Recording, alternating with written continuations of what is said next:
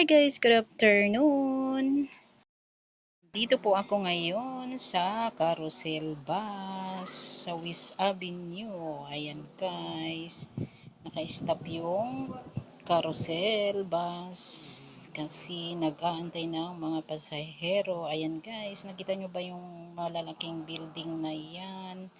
Yan po, dati wala po yan. Ngayon malaki ng improvement dito sa Quezon City. Ayan. Malaki yan guys. Ayan oh. Dati maliliit pang mga business establishment. Ngayon ang lalaki na. Ayan. Ang ganda po dito.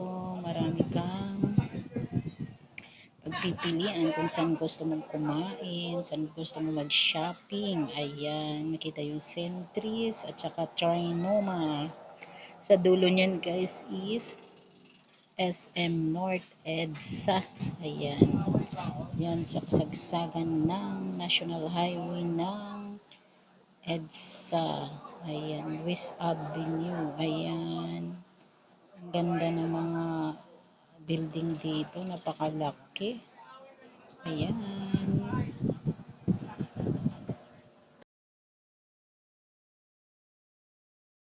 At saka mayroon din pong landmark. Napakalaki yung landmark dito. At saka mayroon din Ayala Land sa likod nito guys. Na marami na ang building na establishment.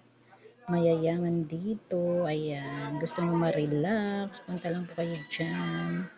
Mag-chill-chill muna. Ayan. Ayan guys. Enjoy sa panonood. Thank you for watching. God bless you all.